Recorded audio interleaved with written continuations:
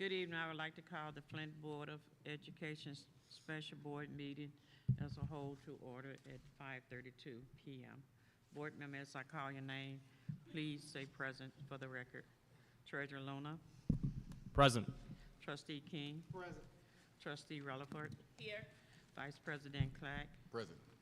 Assistant Secretary Treasurer McIntyre is absent for now. Secretary Perkins. Present. Myself, President Mike Neal, 6 yes, 1 absent. Seeing that we have no public for comments, what I will need to do, I need to make a motion in a second to go into closed session regarding attorney-client privilege. Madam Chair, Yes, I make a motion we go into closed session. Support. it's been motioned and supported.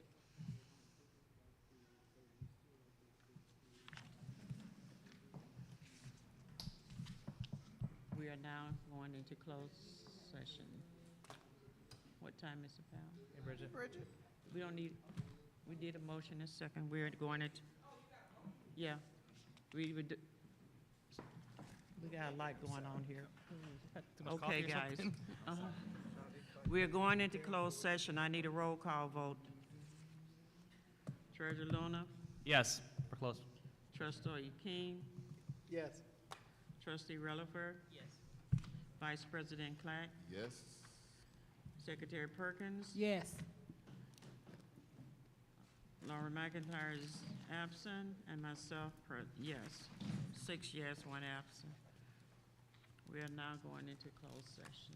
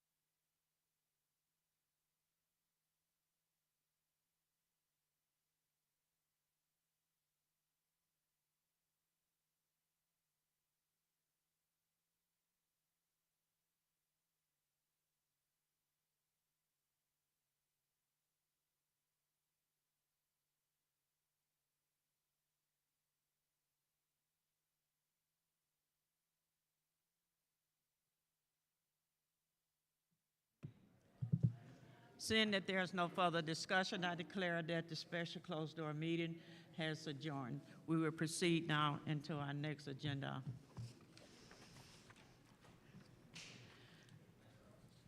Good evening. I would like to call the Flint Board of Education Committee of the whole meeting to order at 7:03. Board members, as I call your name, could you please say present for the record? Treasurer Luna. Present. Trustee King. Present. Trustee Rutherford. Here. Vice President Clack. Present. Assistant Secretary Treasurer McIntyre. Present. Secretary Perkins. Present. Myself, President Mike Neal. The board will now hear comments from the public. We ask that you state the reason for addressing the board and that you limit your remarks to 3 minutes on matters within the authority of the board and not address individuals by name. The presiding officer of the board should have the right to limit the number of persons who may address the board on the same subject. Please state your name and address before beginning to speaking. Good afternoon, everyone. Public speaking has begun. Good evening, Board and Superintendent. I am Eddie Thomas. Excuse me, Mr. Thomas, we need it. The mic need to be up a little.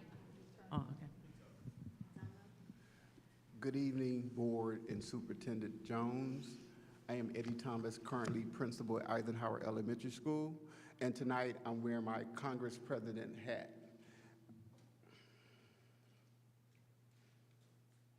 So tonight, our number one concern is one of our members, Mr. Jamie Foster.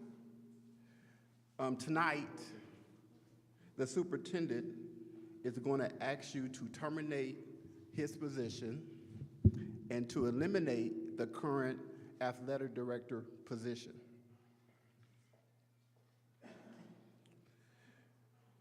We requested a closed-door meeting session, but it was denied, so we have to air this out in public. There appears to be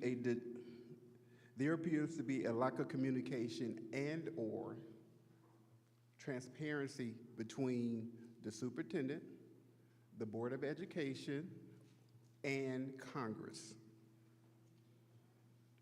Decisions are easily made when you only hear one side of the issue, but in reality, we know that there's always another side that should be heard. And somewhere in between the two, the truth is there. Tonight, I am here to ensure that the other side is heard. So, Mr. Foster is administrator with Congress, and he has not been afforded due process according to MCL Section 380.1229. Mr. Foster should have received the following according to the law: a written notification of a non-renewal, including the reasons for non-renewal, within 90 days of the end of the school year. That has not happened. An opportunity to meet with the board to discuss the non-renewal within 30 days of receiving the non-renewal. That has not happened. A written notification of the board intent to renew the contract. That has not happened. Then the law concludes, if the board fails to provide a meeting with the board, the affected individual's contract is renewed for an additional 1-year period. So I have bought a copy of ML Section 380.1229 for the board and the superintendent.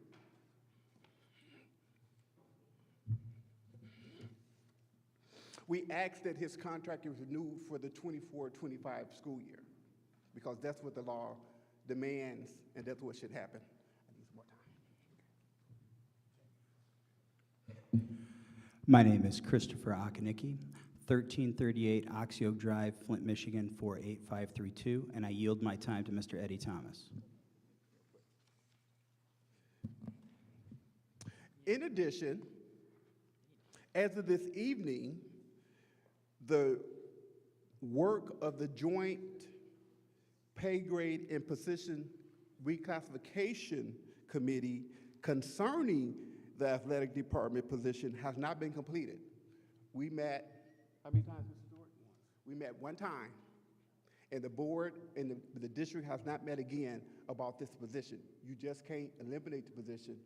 The district wants to reclassify it, creating an AP/director position, but the work of the committee by our contract has not been completed. So those are two things the superintendent wants to ask you to do according to your CAL agenda, to terminate this young man and to eliminate the current athletic director position. According to contract and according to MCL, you have it now, this cannot be done. And we want this to be addressed because the district is planning to meet with Mr. Foster on June the 19th to discuss transition planning. I do want to say that in my 11 years in Congress, 5 as president, this has been the most, how should I say it? I want to be really nice. But the Congress contract has been trampled on. A lack of respect for its members, for the work that we do. When someone tells you, I don't care, grieve it, that is totally disrespect. If I, the principal, told a teacher that I don't care, grieve it, somebody will want my head, because that's not the way you work with your labor unions. It has to be mutual respect. We talk about social contracts. You can't speak it if you're not doing it. So some other challenges of Congress since I've been here, we had to do 5 grievances this school year. That is more than I've done in 5 years. We withdrew 1 because we're gonna do that doing other avenues that we have afforded to us through other entities with labor. 2 are outstanding. And I say outstanding because the district has not responded to them within a lot of time according to the contract. Number 3, our attorney asked for information about this reorganization and the new job duties and responsibilities for the coordinators, supervisors, and directors that they're planning to remove out our union. I need more time. Jamie Foster, 1133 Kensington, Flint, Michigan. I now yield my time to Mr. Thomas. Point of information here. We have a policy on yielding your point of time. Could someone else just carry on your conversation? Well, I'm getting the feedback here. I just need 1 more minute as the president. May I have that? Proceed. Thank you. So we asked for these new job duties and responsibilities for the members who are supposed to remove from our union effective July 1st. These people have who effective members you're here, raise your hand. They have no clue as to what the new job duties are, what the new responsibilities are, what their wages will be, what's different from the work they're doing now in their new positions. That information was requested and due to us by June the 10th. That was on Monday. Ain't heard a peep, no email, no anything. That's not the way you do business. Congress would like to meet with the board in some space, if possible, because this is really union business at the end of the day. Thank you for your time.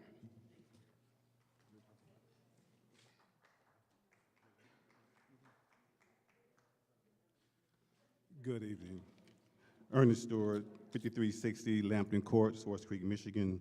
I'm here as the Central Office Representative for Congress, and I am also a member of the JLM committee that is supposed to be working with administration to develop a job description for the new position. Like Mr. Thomas said earlier, we've met once. I believe that was around November. And we have not yet to have another meeting to discuss and iron out the position. Congress has made it very clear that we are willing to cooperate and work with the administration. However, meetings have been canceled, time after time again to address the matter.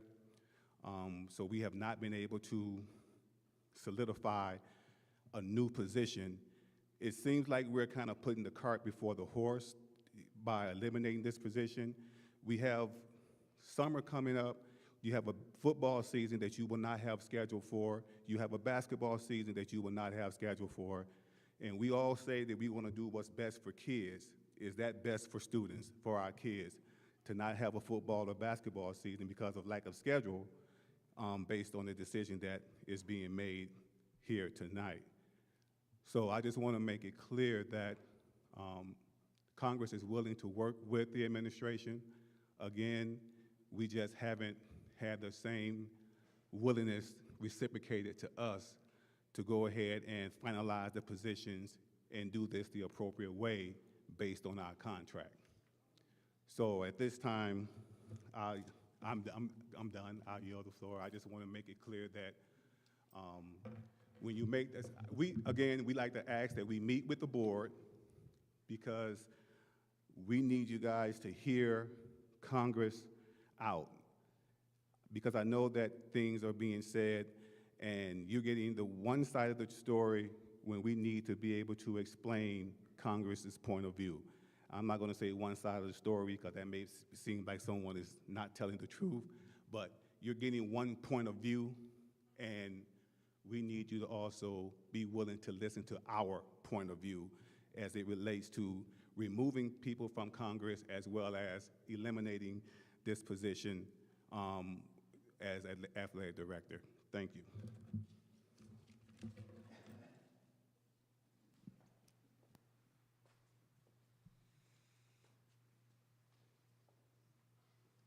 Hello, my name is Deborah Love. My address is 5610 Juniper Lane. Excuse me, Ms. Love, could you pull your mic down a little? Thank you. My address is 5610 Juniper Lane, Flint, Michigan, 48505. I'm here to speak about some rules that were just put in place here at ALA with my student. We live across town. She goes to the alternative school here. I had to come out here one morning early to pick her up because she wasn't allowed to bring her phone back into the school. She forgot and brought it anyway. Due to these new rules that they cannot have a phone on the school property at all. This young lady is 18 years old. She gets up every morning and takes the bus by herself. I don't think it's appropriate for her not to have a cell phone with her in case of emergency to get in contact with me. She may get sick at school, anything. All the things that's going on in schools today, everyone needs a cell phone. I don't want to have to name what's going on in these schools today. Praise the Lord, it has not happened here with us. But they need a cell phone. As long as they're following the rules and not using the phone in the school, they should be able to bring their cell phones to school. The next problem that I had to pick her up because she had a jacket with a zipper on it and it had a hood on it. So they call that a hoodie. My understanding, a hoodie is something you put over your head that has a cap on it. It was 45 degrees that morning. When she came to school, she just got up, caught the bus, and put her jacket on. They wanted me to come and pick her up and bring her home because she had a hoodie on at school. Those are some rules that are really outrageous. And it seems like it should be a little bit illegal for you to tell a student what to wear, especially if it's not inappropriate. They should be allowed to wear their jackets with a hood as long as they're not wearing the hood in the school. They should be allowed to have their phones as long as they're not using the phone in the school. Take the phone from them, give it back to them at the end of the school so they can take the bus home and have an emergency way to contact them if anything happened. You know, me coming out here from the other side of town to pick her up for a phone and a hoodie, that's just very unnecessary. I just call that unnecessary. What else did I want to mention here today? And she had a problem with being cold at the school, because evidently the boilers were turned off in May or something or whatever, due to the weather or whatever. So if she can't wear a hoodie or a jacket, how are they gonna stay warm at school and concentrate on their work? Then there's no AC. How are they gonna concentrate on their work if they're hot and bothered? You know, those are just some of the points that I want to bring across the board, because it's just really, it's a lot, it's hectic, and it's gonna make the child not want to continue their education, especially if they're 18. They can just drop out because of all these rules. Thank you. Thank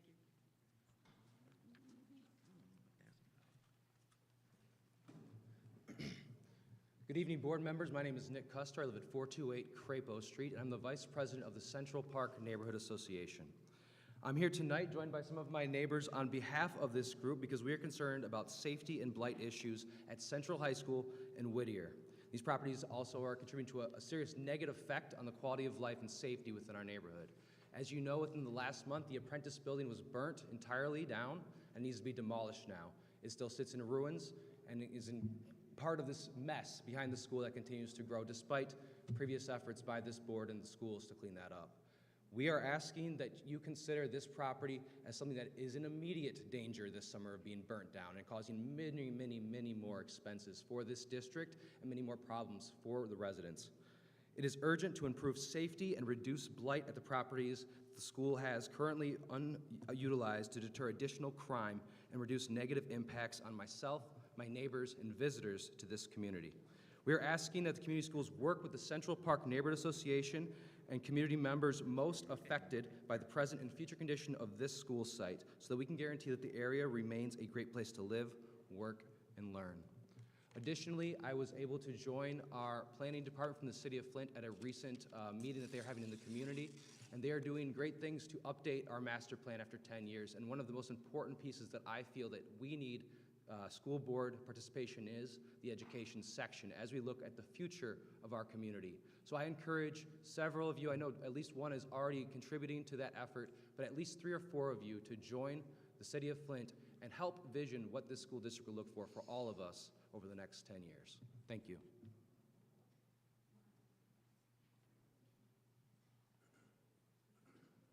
I don't know how to really do this, so. My name is Thomas Breeden. I live at 2613 Nebraska Avenue, Flint, Michigan, 48506. I am the 2023 building representative and the 2024 Parent of the Year for Potter Elementary. I'm here to represent Potter to ask for you guys to put in a appropriate playground for these kids. They've been going to this one playground that's really bad shape. The other playground really belongs, I guess, to the city for the park. But our school needs a playground. Right now we're getting remodeled finally. All 3 of my kids been there. My boy right now, he's been there for the last 5 years. My daughter's there the last 2 years. They both love Potter, and we just want a playground. That's all we want, at least by the beginning of this school year, for them to have something safe to play on. And that's all we can, and I will even volunteer my time, leave from work, and help build a playground. I have done it for the Grand Traverse neighborhood. I'll do it for somebody else. That's all I'm asking for is a playground. Thank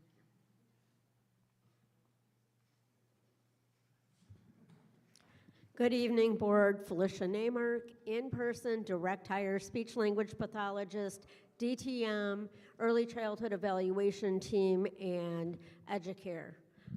I see on the agenda for tonight there are 10 teachers and actually 13 teachers, people acting in the position of teachers that are slated for either reassignment back to parapro positions or for termination. And I know it's because some of them haven't passed their test yet.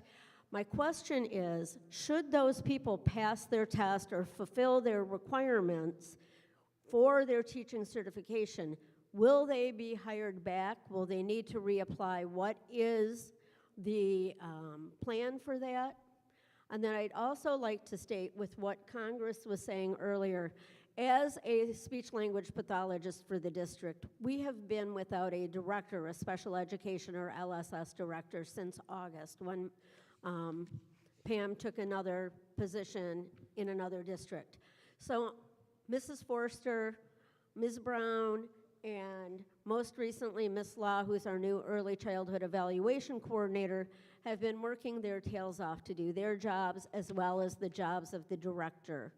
And so I hope you will give them consideration. They have gone above and beyond in what they're doing, and they should remain in their positions with duties that have been defined. And I support Congress's position that they should be in within their bargaining unit still, from a teacher's perspective, not as a union person, just as a staff member. Thank you.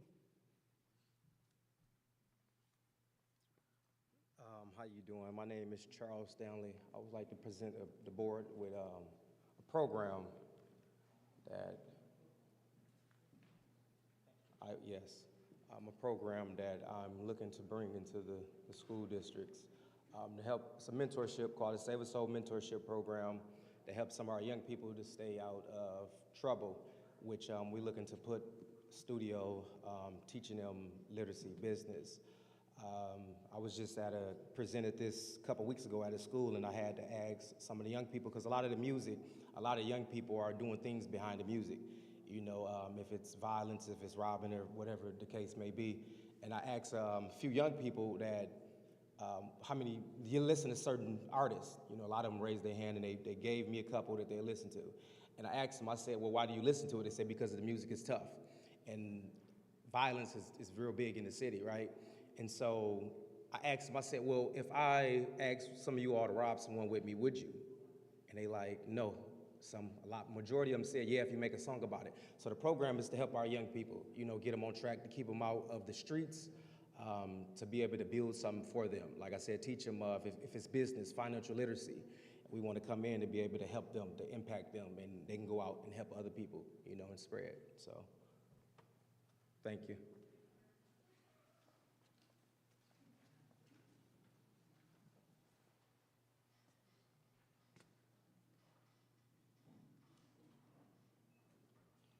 How y'all doing tonight? My name is Richard Jones, and after reading your agenda, I was like, I need way more than 3 minutes. And then I go out in the hallway, and I hear the incident about these cell phones. I stood with y'all when y'all talked about the hoodies, and my thing with the hoodies is, there should be no hoods over their heads because of past things that the kids did. And it's sad. All of the kids don't deserve not to be able to wear their hoodies. All of the kids ain't putting the hoodies over their head doing things to hide from the camera, but enough of them apparently were, and I get it. The kids pulling the cell phones out in the classrooms, I get it. But the system that y'all got going now, to where y'all taking the cell phones from them before they enter the school and giving them back at the end of the day, that must continue. That must continue. I coach AAU basketball. Well, I coached, but I am dealing with a lot of coaches that have kids that live in the city of Flint, don't go to City of Flint schools, but are playing on these AAU teams, doing great things. And I dropped some kids off from the City of Flint yesterday to some high school basketball games where they're playing for Carmen and other schools. So what I want to say is, y'all need to do something to bring these kids back to our city. Y'all really need, and like maybe improve their education or whatever. You need to sit down with these parents and see what y'all can do to bring these kids back. But the rumors that your kids can't wear hoodies, your kids can't have cell phones, your kids gotta have clear backpacks, you think that's gonna make them bring their kids back to Flint? You have school teachers who live in Flint who kids don't go to Flint schools. Think about that. Y'all really need to think about bringing your kids back to the school, because there's still a lot of kids in the city of Flint, way more than one high school. Remember, Flint had 4 Class A high schools. 4 Class A high schools, to bragging about graduating 100 students. It's up to y'all to start bringing it back. Thank you.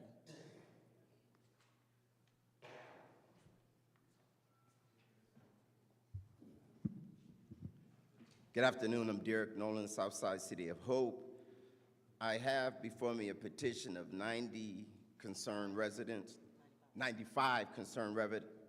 of the 7th Ward who call upon the Flint School Board to remove the blight surrounding Stewart School and release the property to Southside City of Hope, removing the blight and allowing Southside City of Hope to implement the programs that we have geared toward the city and this asset.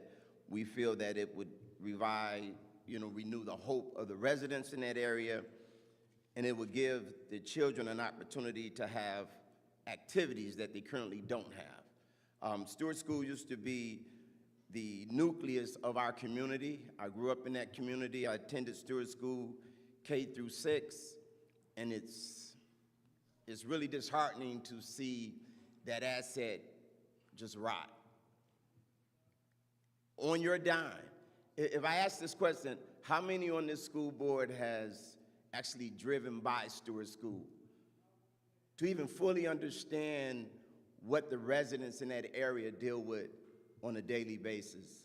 There's still constant fires going on over there. People call, police call the fire department, no response. Does anybody really care on the school board about that asset? It is our hope that you would give us an opportunity to get on the agenda and share our comprehensive plan with you all. Thank you for your time. Hi, how you guys doing? My name is Victoria, and I am a newly board member for the Southside City of Hope, and I am here to speak on the behalf of the youth, because that is what the community center is for. So we already have Brennan Center around to support the elderly, and I feel like building the center will support not only the Southside City of Hope, but a lot of the other things that many other people have came up here to speak on today already. I believe that kids are the future, and without having a community, your environment is very important when it comes to building a community. And building the environment around you has a lot to do with building the minds and the futures of these kids. And I feel like if we, as the Southside City of Hope, was able to get the Stewart School, we will be able to have a lot of different amenities and a lot of different things for these kids in this community. I think with the ending of the school of choice, a lot of kids are going to be back into the community coming up this next school year. I don't know when that starts, but when that starts, it's going to be a lot of kids that's coming back into the community, and we don't have anything for them. So with that being said, we need to start building and start supporting our youth, which I am one of them. I am 25 years old, and I grew up over here on the South Side. So I am here to support not only myself, not only the elderly, and not only the Southside City of Hope, but also the children upcoming. The Southside City of Hope is new and it's growing. We've already had a couple events this past year. Martin Luther King, we had an event for that, basically bringing the community and everyone around and telling them about us. That was one of our first events. We also had a couple things over Zoom for financial literacy that I have attended, and a couple of my cohorts around my age have attended as well. So we're all here to support, as far as I'm talking about my age group. And then we also have a Juneteenth event tomorrow. You guys should all come if you guys are available. It'll be up at the Brennan Center between 2 to 8. Do we have a flyer for that with y'all? We have a flyer for it. I'm gonna give it to y'all before the end of the day. But you guys need to see what we're doing. There's a lot of different things that we're planning, there's a lot of different things that we have already done, and we just want to show y'all and present it to y'all so that y'all can see it, so that we can start building the future. Because like a lot of people already said, a lot of these students and a lot of these kids are not a part of the city of Flint anymore. They're moving out to Davison, Grand Blanc, Flushing. We need to bring them back and build our community back. Like my man said, he said we had 3 to 4 Class A schools. It's time to bring that back. And I'm not trying to we're not trying to compete with the school districts. We're trying to build a community center, and we're trying to partner with the school districts. So that's my time, and thank you.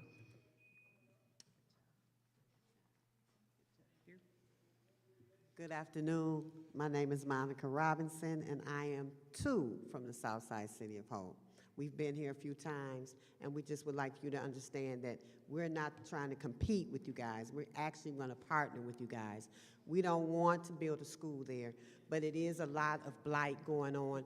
As our member just before said, there's been several fires in the last 2 weeks. It's a danger to the community members, the neighbors that surround that school. We would like to help with that blight. How are we going to help with that blight? We would like for you to give us possession of the building so that we can have a community center there, and we have a lot of programs that we want to run there. We're not trying to run a school.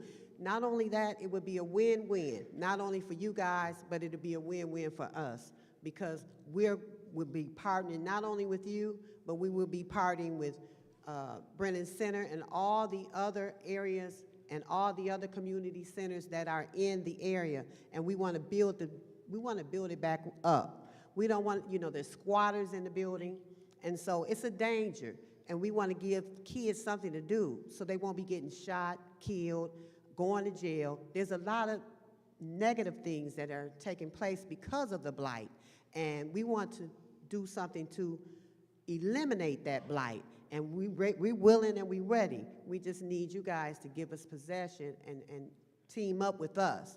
This is a team. It takes a team to make things happen. It takes a village. And so we want you guys to be part of us. We want us to be a part of you. We can be a family, and let's get this thing done. I don't have a lot to say other than that, but we really would like for you to take a look at it. I'm asking that you would let us come and present. We got a lot of things that we would like to share with you, but we need more time than 3 minutes to do that. So we would really like for you guys I'm asking that you guys will put us on the agenda at one of you guys' board members so you can really see what it is that we're trying to do.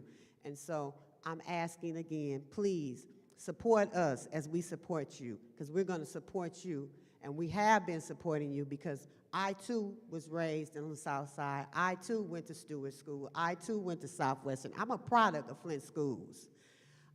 And so I really would like you guys to reconsider and talk about us coming and presenting to you guys what we have in store and what we got planned. And then again, I'm inviting you guys as well to come to the Juneteenth celebration.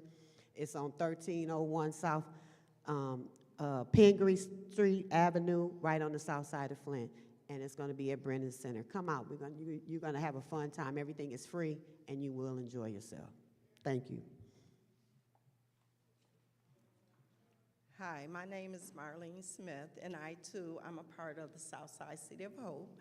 I no longer live in Flint, Michigan, but I was raised here. I went to Stewart School, I went to Whittier, I went to McKinley, I went to Southwestern. And my husband and I, we felt like we didn't have a reason to come back to Flint. But when we became a part of Southside City of Hope, we're contemplating coming back now. We have truly been blessed where we are, so we want to bring our blessings to revitalize the South Side again. We see tons of things happening on the North Side, so we would like to be a part of revitalizing the South Side. If we can do some type of negotiations to get Stewart School, we'd love to have that opportunity to talk to you all to do that so that we can turn it into the state-of-the-art community center. And it's not just for the youth, it's for everyone, for all ages. And we'd also like to bridge the gap between the senior center and with our community center, where we'll have children of all ages, as well as young adults. And so we would definitely love to be able to partner with you all. As my cohorts has said, we love to partner with you all to make that happen so that we don't have to keep hearing about the fires that are happening over there, the windows being broken.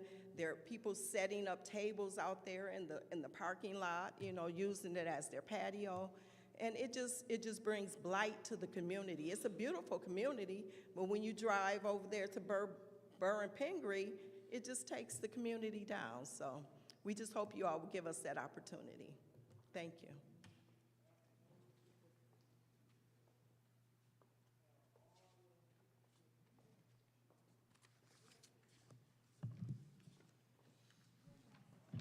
I would like to thank everyone for their comments.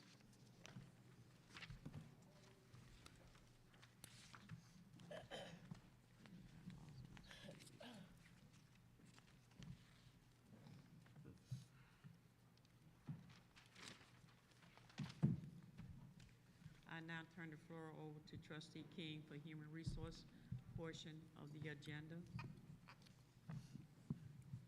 All righty.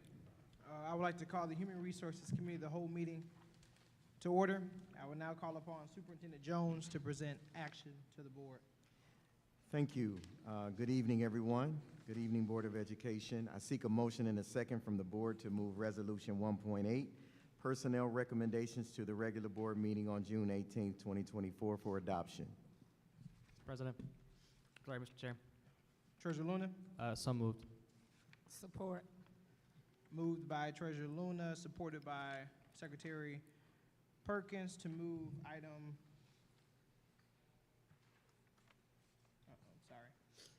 item 1.8 to the regular board meeting. Is there any discussion? Mr. Chair. Treasurer Luna? Through you to the superintendent, could you just explain a bit more to the board program requirements not met and how that looks like for those individuals? Yeah, some of those individuals, and I don't want to go too far into the As conversation. far as you can. But some of those individuals have been in that program for quite some time. They understand the requirements. Again, remember, we just completed a settlement.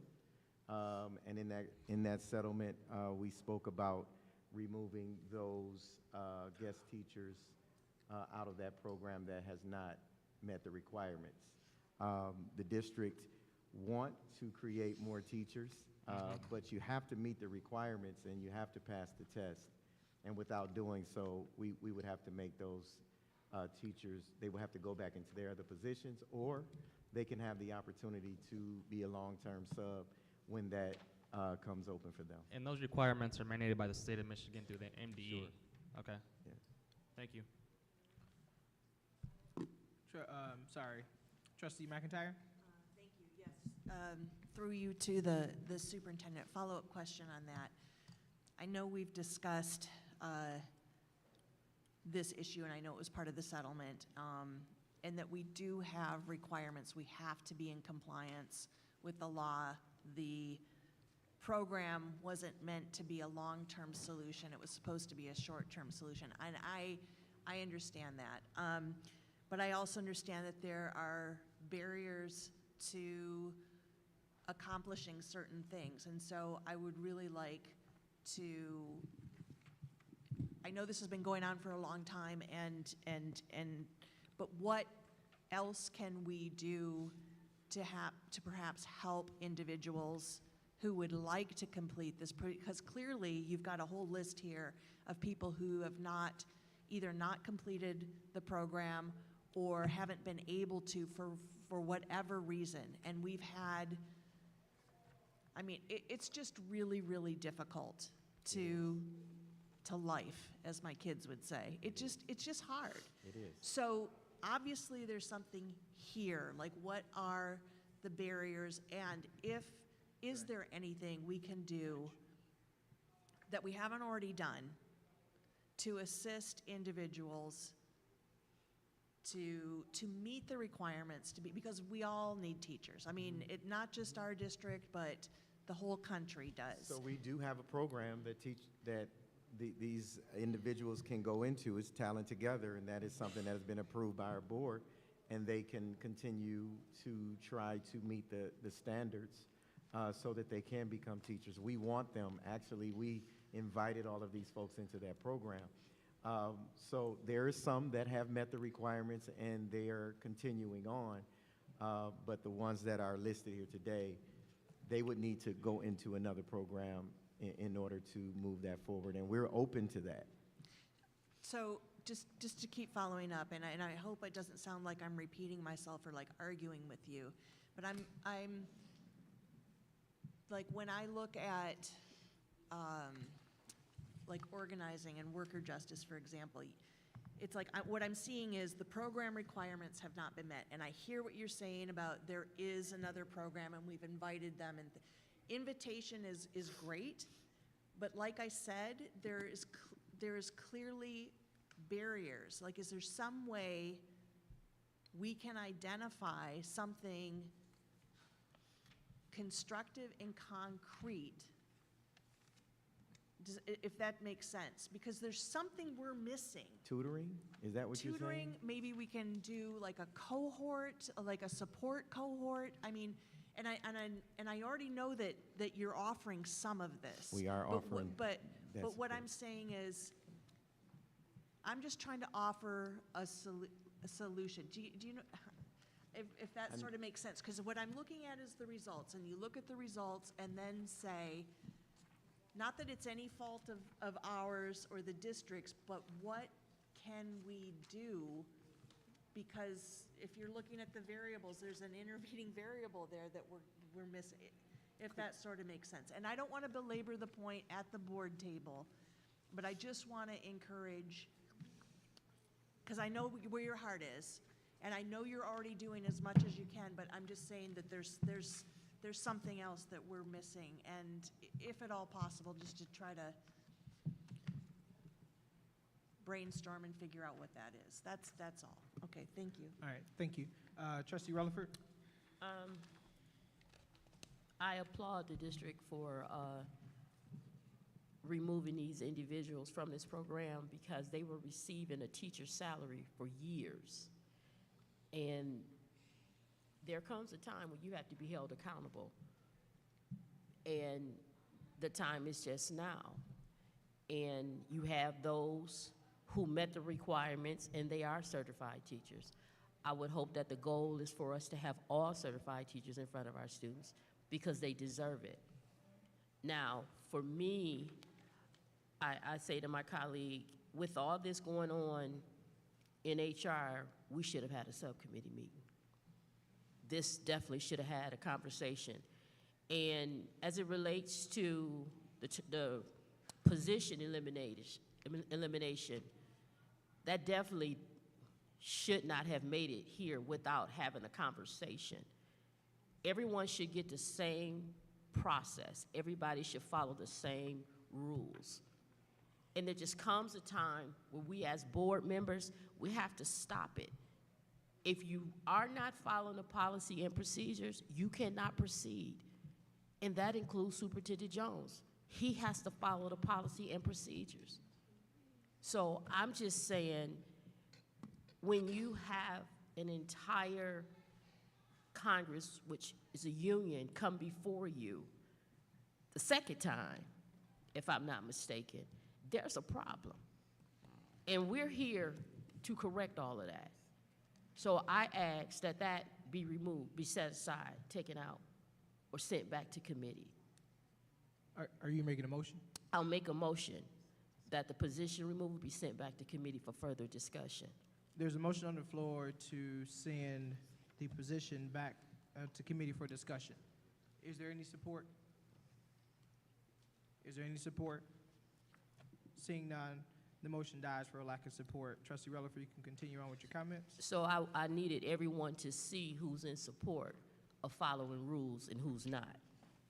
So for me, I just find it appalling, especially when it's contract time for the superintendent and people are wanting to give him a thumbs up. It's a thumbs down for me. Mr. Foster means a lot to this community, and we'll feel the backlash if you all be egregious enough to allow this to happen. This is a slap in the face. Mr. Chair. Are you finished? All right, is there any of my colleagues that that want to speak that haven't spoken as of yet? All right, Treasurer Luna? I had a quick comment about the, just the requirements to be a teacher in Michigan. I'd be fully transparent. And again, this test has changed because I took it 10 years ago. I think back in the day, it used to be called the professional readiness exam that every teacher took in the state of Michigan on top of like their own certification. So mine was K-12 Spanish and then elementary education. It's a hard test. I failed that test twice. So I definitely empathize with those who are trying to complete the program. But again, as a district, we're a creature of the state of Michigan. They promulgate rules through the MDE, and the MDE follows statutes set by the state legislature. And unfortunately, we had to follow those rules for many issues, whether it be compliance or funding. There are programs out there outside of the district that can support the completion of these requirements. And I'd be happy as an advocate, as an elected official, to help work to get more of those opportunities in our district. But again, we're just following the state of Michigan as it relates to what is needed to become a fully certified teacher as a part of that program. So I'll be supporting, what is this? 1.8? 1.8 tonight. I have full confidence in the leadership when it comes to these recommendations. Alrighty, is there any more discussion between my colleagues? Alrighty, I will add a couple comments to my colleague, Trustee McIntyre. The program Talent Together, so I was able to attend the webinar that they offered for all district employees, all aspiring teachers, guest teachers that want to go into that program. Could you turn my mic up a little bit, please? Thank you. I was able to attend that webinar, so as you was referencing a cohort, that's essentially what that is. They provide resources that's like books and materials, study options. It was actually a good webinar that staff was able to jump on the call. I did just be able to see what it was because at the time, our new HR director just got there. She instituted that, trying to provide different options. So it was Talent Together is a good program from what I've seen. From my initial calls, I was on the Zoom call with, but no, that is a good option. I would honestly say it is a good option for guest teachers to go into. To the second point, to the subcommittee point, it is from seeing the experience of how our colleagues work, I didn't feel the need to call a subcommittee meeting because I want everybody to have the same information at the same time. Because we have good dialogue in subcommittee, we'll come here and rehash out the same thing. And it's been expressed by several colleagues that they missing the information from subcommittee. So I said, okay, well, let's talk about committee of the whole. Because I think everybody get the same information at the same time. It's better for that. So there's no questions that we already hashed it out in one meeting and we're gonna hash it out again if we're not trusting the process of subcommittee. So I think it's, in my opinion, I feel like committee of the whole is better for all of us because we all are intuitive. We ask questions, we're gonna probably disagree, but we're gonna disagree together as we all have a conversation. To the point of, I won't address that. That's okay. Vice President Clark, you had a comment? Attorney Gardner, could you please approach?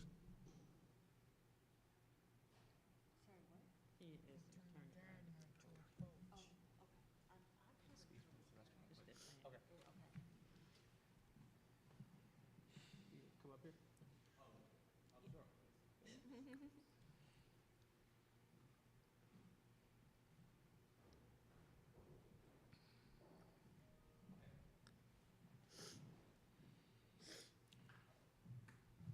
Okay.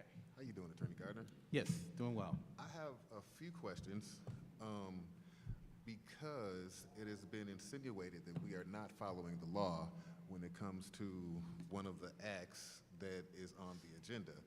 Are you familiar with MCL Section 380.1229?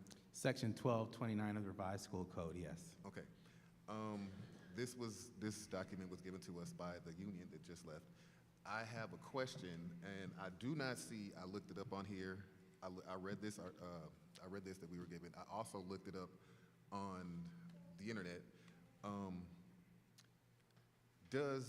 Is the athletic director position assumed as a superintendent or an administrator? It applies to it actually applies to principals, assistant principals, not athletic directors. And what they look at, the test is, also it looks at, and other individuals who administer instructional programs. So they have like a 5-part test, and the Michigan Department of Education in 2011, or maybe it was 15, came up with a list of administrators that would fall within that Section 1229 requirement when you're looking at who the administrators are. Athletic directors were not included, but you had assistant principals, principals, curriculum directors. They had an entire list. So I understand that Congress disagrees with our position on this issue, but you know, from our perspective, it's really, when you look at Section 1229, people that administer instructional programs, oversight over instructional programs, and that actually handle and address academics, not necessarily an athletic director who doesn't handle that type of, have that type of authority. They really focus in primarily with those individuals. Those are like directors. Those are not Section 1229 administrators. So we disagree on that. Okay, so it specifically says superintendents, assistant superintendents, principals, assistant principals, guiding directors, and other administrators who do not assume tenure in that position. Right. Would that be, that position fall in one of these positions? We would contend that it does not. We contend that it really applies to your individuals that administer at instructional programming through some of the MD memos that have been issued over the past 10 years. So we disagree on that, and from our position, the focus on Section 1229 is traditionally been focused on someone who administers instructional programs, oversight over academic programs, not necessarily an athletic director or a transportation supervisor or a food service director or a, I mean, I could go right on down the list. Those individuals would fall outside of that. In your opinion, has the district, along with Superintendent Jones, followed this process according to the law? They followed the process in the collective bargaining agreement language. So the thing is, okay, I'm not gonna go into any detail, but my point is that we followed the collective bargaining agreement process. The language was agreed upon by both parties. The language had been in that contract for a number of years. So both parties were clear about the language. So if they were clear about it, why shouldn't we have the opportunity to utilize it? And we utilized and had language that specified reasons why you would eliminate a position because of our financial situation. So that language was put in for a reason, for this very purpose, when we have a projected deficit. So they may try to look at other avenues to address this matter, but we're required to comply with our CBA, and that is the first place. That is the first place you have to exhaust your administrative remedies. You have to go through your collective bargaining agreement process, file agreements, and advance it to arbitration, because that is specifically what this matter is about, the interpretation of the contract and being able to take it out. So if you decide that you don't want to pursue that grievance procedure, then obviously we would contend you can't go to another venue and say, oh, I need to be addressed or get redressed from that other arena. You got to go through your collective bargaining agreement, which you negotiated. So we disagree on that point. So last question. In the MCL, it specifically states not to exceed 5 years if a notice of a non-renewal has not been given by for the contract at least 90 days. So does that become null and void because that position that we're speaking about does not fall into this specific MCL? Correct. And so if it's, to us, that doesn't apply to athletic directors, and then you go back to the collective bargaining agreement and say what's negotiated there, what controls. And here we contend the language controls in that collective bargaining agreement. And we decided, that the administration recommends, that we utilize that language. So that's where our disagreement is on that point. Are you Thank you. finished? I'm done. Thank you, Mr. Gardner. Secretary Perkins, did I see any? Okay. Trustee Rutherford. Mr. Gardner, this individual, this Congress, what type of union is Congress? Congress of Flint School Administrators, For administrators? of Flint School Flint Administrators. Schools administrators? Yes. So you would have to be administrator to be in Congress, correct? That would be governed by the recognition clause. That'll be governed by the who? The recognition clause, Article 2, I believe, is of the recognition clause. But when a person is in a union for administrators, they fall up under that capacity because you're in the union for administrators. They're in the union for administrator, but that doesn't mean that they have That's a. all I need to know. Oh, Thank you. sure. Thank you. I'll add to this. Go ahead. My point is that, yes, they're in the recognition clause because they fall within the collective bargaining agreement provision, but that doesn't mean that they necessarily have rights outside of that provision or fall within a specific statute. I would also add to my colleagues, and then we're scheduled to vote, for the United Teachers of Flint contract. Not all people in the contract are teachers. They're not. We have multiple positions inside that contract. So, I mean, I would disagree with my colleague when you draw that comparison. I disagree with the interpretation of it, but because of how different unions operate, and they have different positions inside of a contract, even though the title of the the union may be something. But if there's no other discussion from my colleagues, we will proceed with a vote. All right, seeing none. Treasurer Luna. Yes. Trustee Rutherford. No. Thank you. Vice President Clack. Yes. President McNeil. Yes. Trustee McIntyre. Yes. Secretary Perkins. Yes. Myself, Trustee King. My vote is a yes. Motion passes by a vote of 6 yes and 1 no to move action item 1.8 to the regular board meeting next week. Mr. Jones. Is there anything else we need from Attorney Gardner? Thank you, sir. Okay, thank you very much. Thank you. Thank you. I seek a motion and a second from the board to move Resolution 1.9, authorization to extend staffing service Mr. Chair. contract agreement to the regular board meeting on June 18th. Treasurer Luna. I make a motion we batch items 1.9 and 1.10. Support. There's been a motion to batch 1.9 and 1.10. It's been supported by Secretary Perkins. Is there any discussion on the batched items? Seeing no discussion, roll call. Treasurer Luna. Yes. Trustee Rutherford. No. Vice President Clack. Yes. President McNeil. Yes. Trustee McIntyre. No. Okay. Secretary Perkins. Yes. All right, yes. Myself, Trustee King, I vote yes. The motion passes 5 to 2, 5 yes, 2 no, to batch item 1.9 and 1.10. Mr. Chair. Treasurer Luna. I make a motion we approve the batch items tonight. There's been a motion to approve the batched items. Is there support?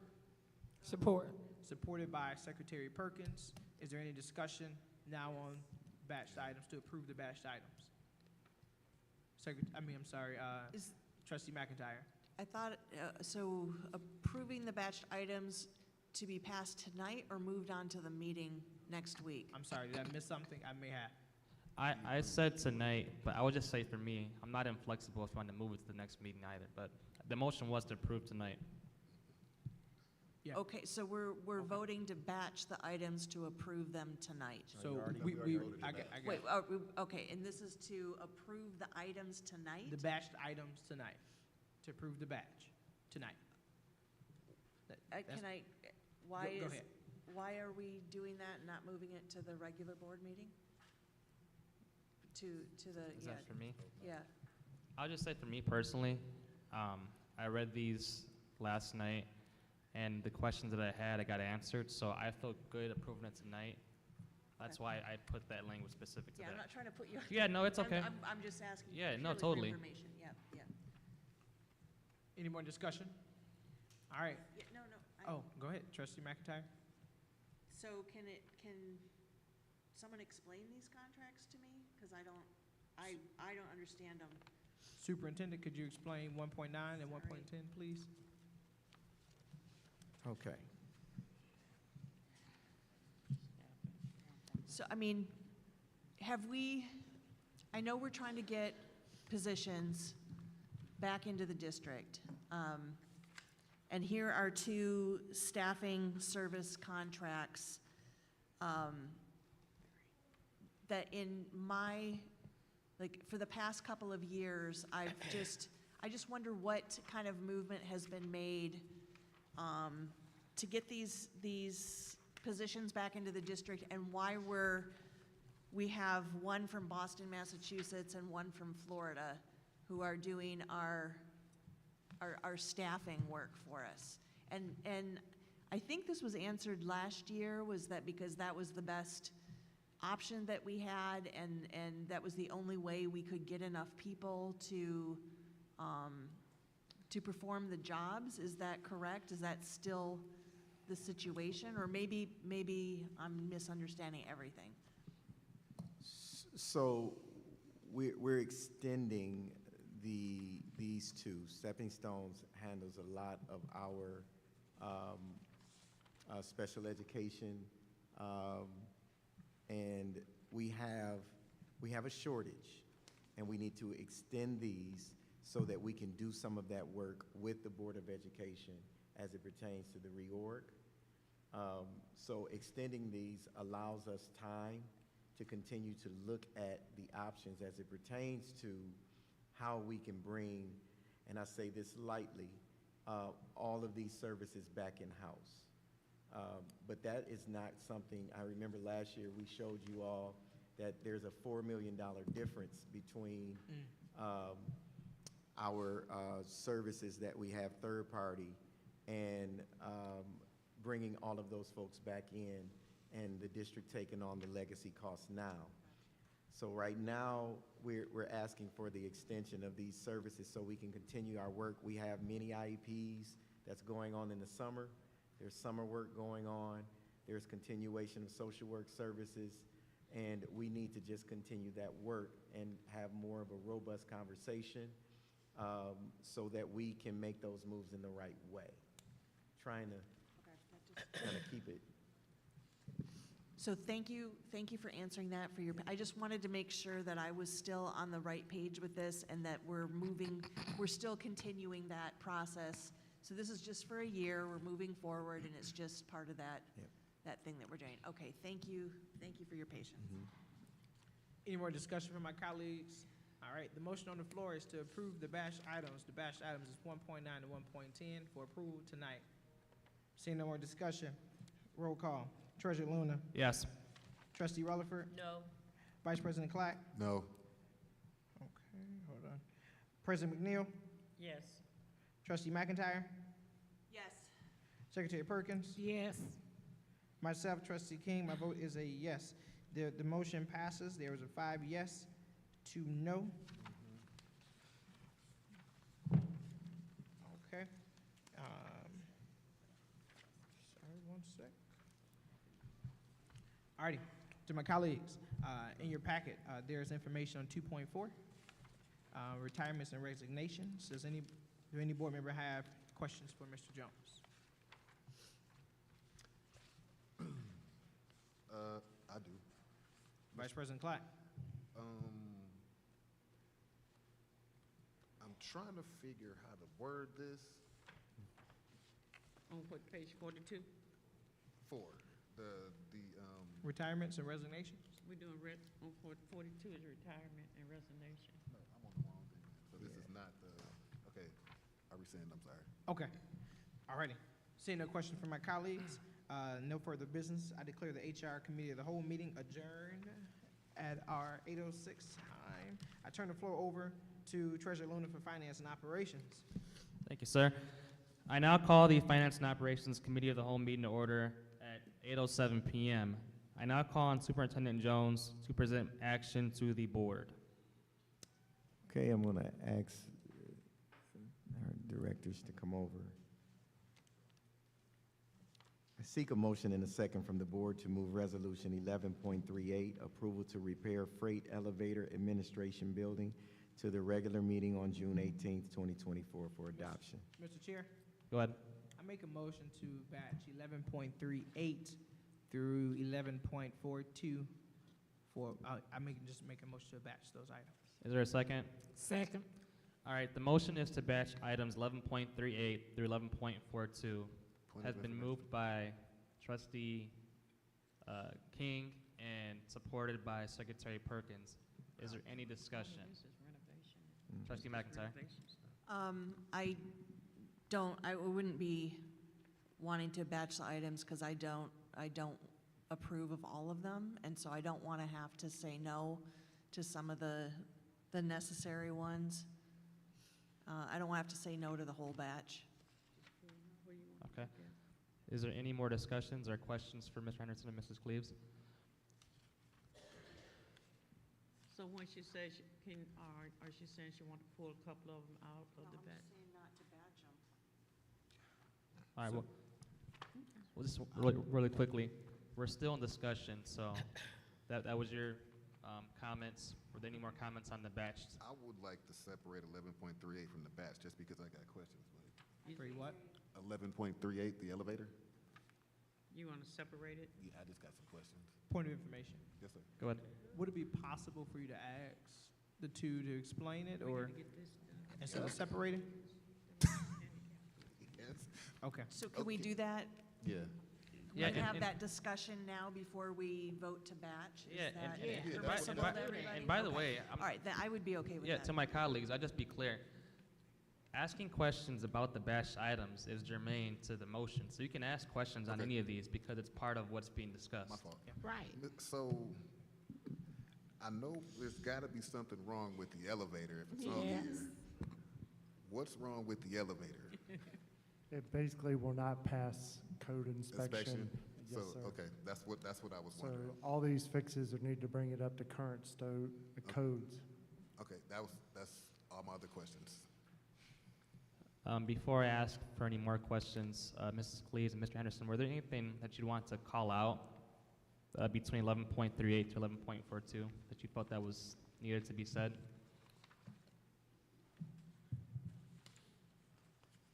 I'm okay at this point.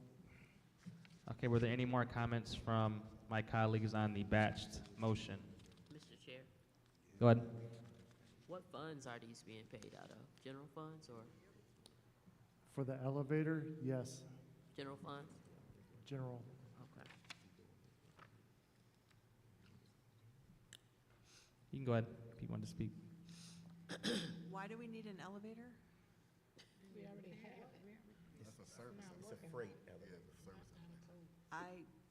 I'm asking. Yeah. Why, Is that question to them? yeah, why do we need a freight elevator for a building that doesn't service students? Freight elevator is where we bring in all the books and everything, and they're moved to multiple floors. They go from the first loading dock to the second floor, where they're then distributed by academics and set up to go to the various buildings. So there's a lot of freight that moves through that building.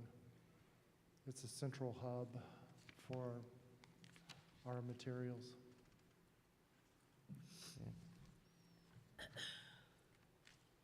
Do you have any more questions? We can always come back to you too. Yeah, come back to me. Yeah, I just have a few comments about 11.38 specifically, and I won't spend too much time on it, but you've already heard me say this before. This building is old, it's ugly, it's full of adults, and in my opinion, we could put that staff into another building that currently exists at a lower cost, but I just want to make that point, and I think we're pouring money into these older buildings that are half empty with adults, and long-term, should think about closing this building for good. Point of information. Go ahead. Did you call the building ugly or the adults in the building ugly? No, the building's ugly and it's old and it's like it's not full of there's no kids in there, and to me it's just a drain. I mean, I'd rather close a building full of adults than a building full of teachers and students, but that's another conversation. Trying to lighten the load, man. No, I got you. What building is? This is the administration building. Mr. Jones? Until board, you decide to close it, we still have to operate. Oh yeah, I got you. So I just want to be clear, we still have to operate, and stay up to code. No, I understand that. I respect it. I'm just saying, That's been my thing for a while when it comes to this specific bill, but I get it. We have to be in compliance with how we operate it and all the different codes we need to meet. Was there any more discussion on the batched items? All right, seeing none, I will conduct the vote by a roll call vote. Trustee King. Yes. Trustee Rutherford. Yes. Vice President Clack. Yes. President McNeil. Yes. Trustee McIntyre. Yes. And Secretary Perkins. Yes. All right, the motion passes 6 yes to 1. All right, Mr. Chair, go ahead. I make, Did I get that right? I heard 6 yes. yes. I believe Trustee Rutherford voted no. I didn't vote no.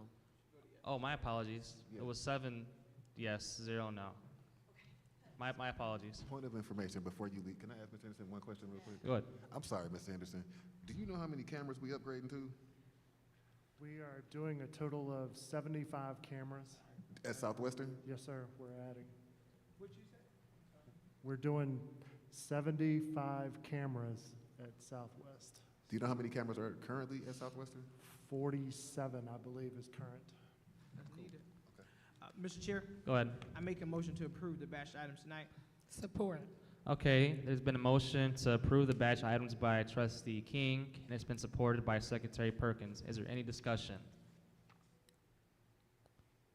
Seeing none, I will conduct the vote by a roll call vote. Trustee King. Yes. Trustee Rutherford. Yes.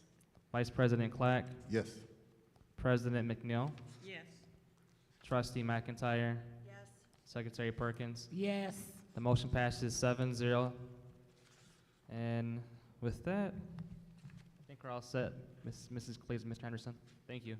Thank Thank you. you. All right, give me 1 second to go to the next part of my packet. All right, seeing no further business, I now declare the Finance and Operations Committee of the Whole meeting adjourned. I now turn the floor over to the Board President for the Committee of the Whole portion of the agenda. Adjournment is at 8:14 p.m. I seek a motion and a second from the board to move Resolution 21.21, Business Manager Shared Service Contract, to the regular meeting on June 18. Madam Chair.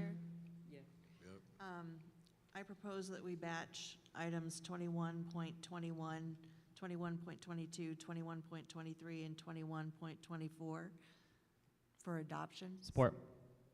It's been properly moved and supported. Is there any discussion? I have one comment, Yes. Madam Chair. So in the board packet, it has location and the dates, and time is to be determined. So I just want to make sure that we're clear through the superintendent. By statute, we don't have to approve the time, right? That's the location and the date. Just the location. Okay, thank you. What about the calendar? Calendar, yep. Madam Chair, Yes. if I gotta do this every year, I will. As you know, last year I had brought to the board attention that I think it's important for us to move our meetings around. For example, we can go to Potter next year, next school year, especially when the ribbon cutting happened. Afterwards, we've been around we went to Southwestern one time, a couple of times we've been to Southwestern. In my opinion, the yield that we get from moving around to different schools is, one, providing accessibility for parents and community members. For two, what I've seen in my time as a student representative on another board, how the board showcased and talked about student outcomes by some of a presentation from that school, whether it's honoring them. And also will raise a point that when the 2 schools that will be repurposed next year, I think it's important for us to have a meeting at their individual school to showcase those scholars that have done great exceptional work. For example, Nethercutt. When Nethercutt get repurposed, that's going to be, our next meeting would be around June or May, right? We can have a special board meeting to really showcase those scholars that has been there to actually close it out. That's my recommendation. What I think that should happen. You know, I said that last year. I think I'm gonna keep saying it until we talk about it and actually provide accessibility and transparency to our community members. I mean, we are not required to record our meetings, not required at all. So we can just be there and still have a meeting. it doesn't mean we have to have a recording. Again, this is, I mean, in my opinion, I think it'd be a good year to showcase scholar talent, especially that the schools that we repurposed in the following year. I wish we would have had a board meeting at Pierce this year to allow a presentation of our scholars that is at that building and to allow that moment. But that's it for me. Madam Chair, Yes. I guess I don't see how we can approve this and we don't have dates for July or August at the top. I didn't understand what you said. We're approving the schedule. This is an incomplete schedule as it relates to the dates. We're approving the dates. There's no date for July or August. I can't respond to that. We have not decided that. It's okay to pass what we're looking at, and we can determine even some of the things that Trustee King just said. We can go back and, because we as a board had not determined all our location, how we's gonna do a time. She's putting, No. so we as a board, you can take this off and explain what the policy says It's about just that. incomplete. Excuse me, I'm asking. Well, I wasn't finished talking, ma'am. You just started talking. Let me finish, please. Go We ahead. cannot approve an incomplete schedule. We had, according to Trustee Luna, we didn't have to have the time and the locations, but we had to have the dates. So we don't have July or August dates. So how can we approve something that's incomplete? If Ms. Beard can explain that, I would like it. Through you, Madam Chair, to Ms. Beard.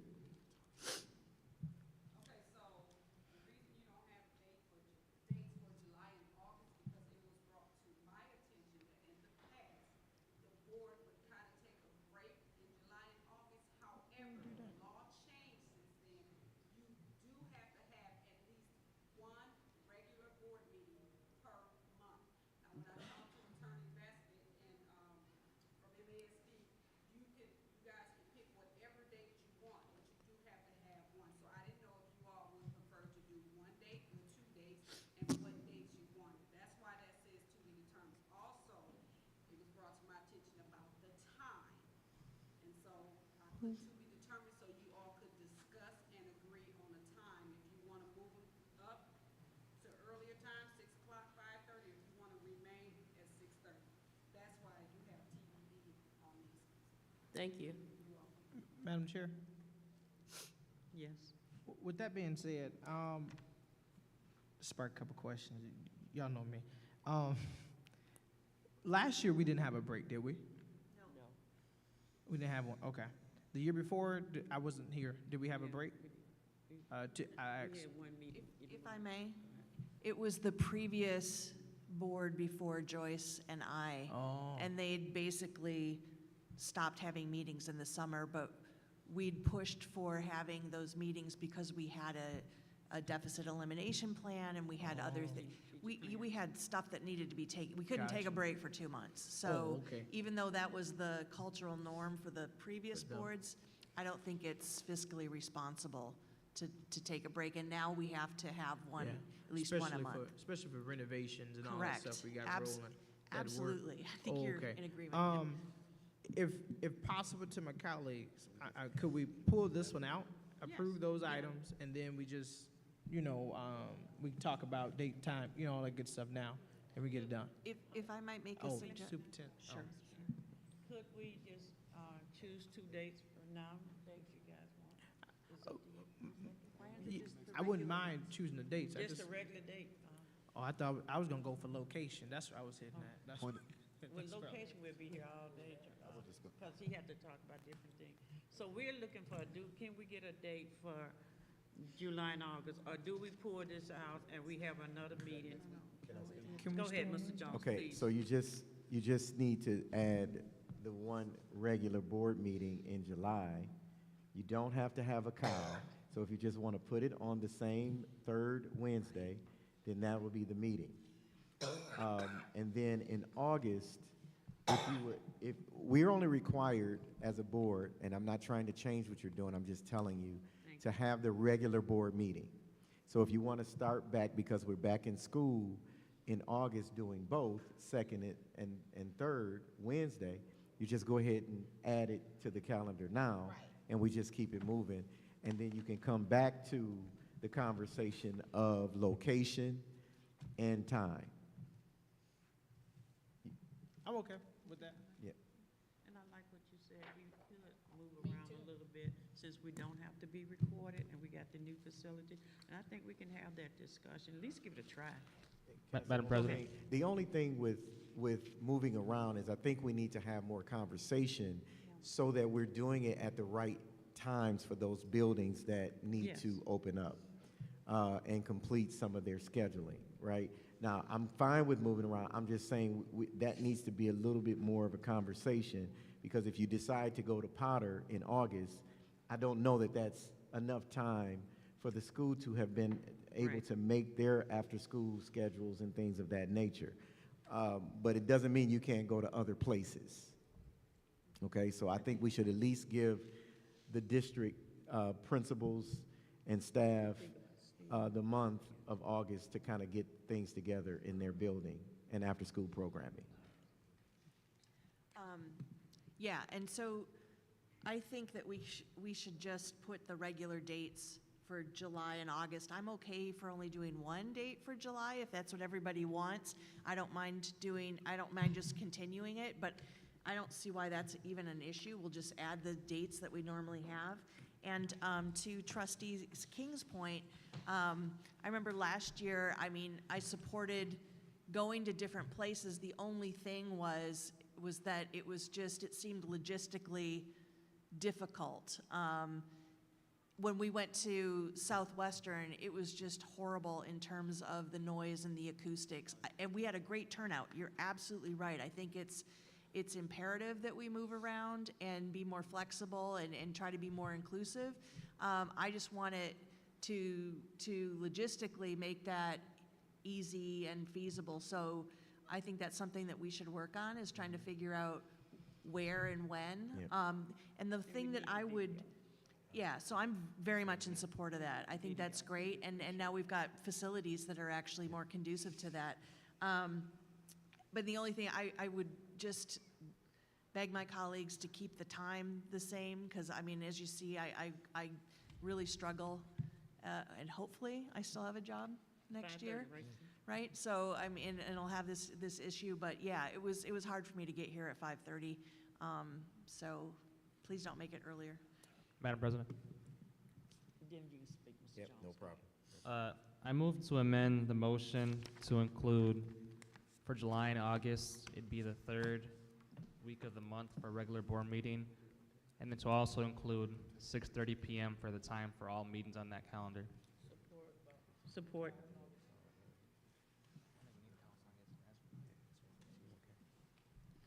And just one more thing, because it is the first month of the school year, for August to also include the cow on the second week. Did you get that?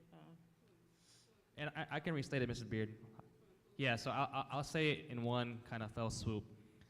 I move to amend the motion by including, for the month of July, the regular board meeting in the third week. For August, the cow in the second week, regular in the third, and then to include the time for all the meetings to be 6:30 p.m. on that calendar. Does that make sense for the minutes? Yeah, it makes sense. And that has to be a second or it just dies. We need a second. Okay. Thank you. It's been seconded by Trustee Rutherford. So are we moving everything over? Are we, So point of order, it would just be, we vote on the amendment and then vote back to the amended motion if it does pass. So there's a motion on the floor, and we're going to amend action item 21.24 to the July and August back to this same regular meeting and the cow and the time.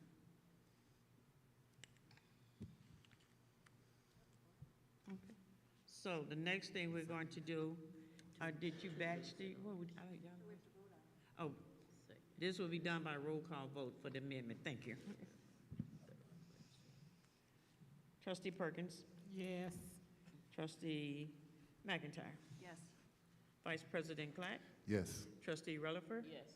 Treasurer Luna, Yes. Trustee King, Yes. and myself is a yes. Madam President? Yes. So just to be clear, so now we amended the original motion, which was to improve 21.21 through 21.24. Is that right? Yes. Okay. Batching, we're voting on the batch. Okay, there's a motion to batch these. It's already There's already a motion, so we're gonna vote on the batching. Yes. It'll be done by roll call vote. Trustee King, Yes. Trustee Luna, Yes. Trustee Clack, Yes. Trustee Perkins, Yes. Trustee McIntyre, Yes. and myself is a yes. Trustee Relaford. Oh, then Trustee Relaford, if possible, you can forgive me, please. Yes. Yes, so we have 7 yes.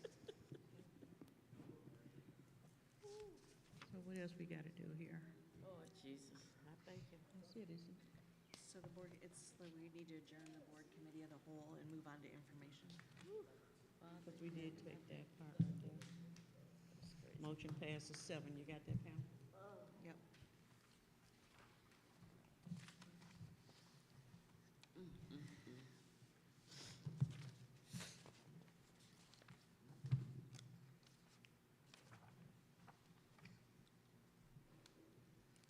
Board members, in your package is a monthly update for May the 2024 from VARTEC. Do any board member have any questions? No. Whoa, wait a minute, hold on. Where we at? You didn't. You gotta vote. We gotta voted. to approve. We voted to batch. voted to We batch. voted Approve the batch. What are we, are we approving I tonight, or are we to moving? approve the batched items. He amended that one, and that's when we came back and voted to approve the batched items. Oh, okay. No. Yeah, so it was, point of information, it was 3 votes. The first vote was to batch. Mm-hmm. The second one was my vote to amend it, and then we approved the amended batched And we motion. ain't voted.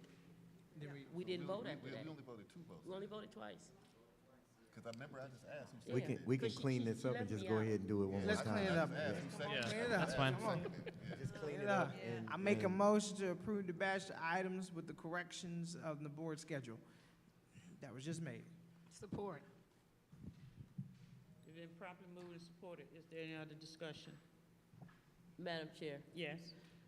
everybody knows I'm not a big supporter of shared services at all. I believe that we should have our own staff under the superintendent when it comes to these key positions.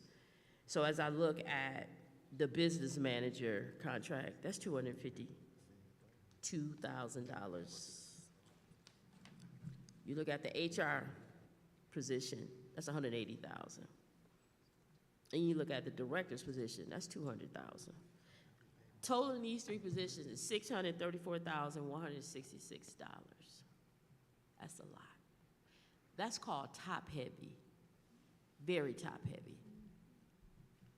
And I just needed that to be said, because when you're trying to ask for help, you make better financial decisions.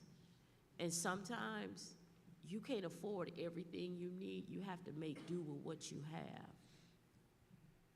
And so I've never liked shared service. I'll never like shared services. I don't think it's necessary, especially when you hire a recruiter. You know, it's like we're just throwing money out the window. It's a money grab. Thank you. Madam Chair? Yes. Maybe I spoke too soon, I don't know. But I'm a strong proponent of shared services. I'm a strong proponent. Me too. For shared services. Shared services gotten this district to where it is now. Shared service will get this district to greater heights later on in the future. We have passed, and from my understanding, we have completed our MDE goals that was set forth through shared services. Shared service has nothing but been an awesome resource to that, to our district. I just want to make sure I publicly say, I appreciate shared services, and also to my colleagues and to the public, when you look at the number, remember, we don't just pay wages, we pay wages and benefits. That's right. There's more things tied to certain things. So one number is all-encompassing of wages and benefits. So, I mean, a CFO not getting paid all that whole amount, you get benefits from that. That's Right. supposed to go into how every employee get treated. But I want to make sure I publicly affirm our CFO, our assistant CFO, our HR director, because they have helped fix some of the mess that we They have sure going on for have. years. And I'll be honest with you, next year, I want to see a longer contract agreement with shared services. Nah. Right there, a stability that's been missing inside this district. We finally ever have, well, not just a year just yet, just a little bit more, couple more months. We have a CFO and an HR director for a whole year Amen. in a long time, right? I want to see consistency. Same thing, I want to see consistency with the superintendent position. This district has been missing that, and this will provide that, in my opinion. From what I've seen and what I know, this is amazing. Thank you. Thank you. Trustee McIntyre? So, yeah, in general, like in principle, in theory, I think would be great to have a district where everything was in-house, it was all union, we had, 15,000 students enrolled, but we don't. We don't. And the reality is that shared services have been a lifesaver. Amen. And it's in large part because of the individuals, not the theory, not the abstract ideals of having in-house, the very particular individuals that have come in and been superheroes in terms of doing the jobs that they've done. I was more against shared services with the previous superintendent of GISD, and I'm talking about like 10 years ago. We had a different situation, a different arrangement. We are now in a position where we are partners with GISD. We're thriving, we're doing really well under Dr. Tunnicliffe's leadership and his partnership, right? He's not just dictating to us, he's allowing us to thrive and actually encouraging us to be independent. And a lot of that is the shared services. And it's actually a cost saving to the district, because if you look at the wages, the benefits, the training, the turnover, the fact that we need to have cross-training, there was a lot of difficulties that we encountered before we were able to do the shared services.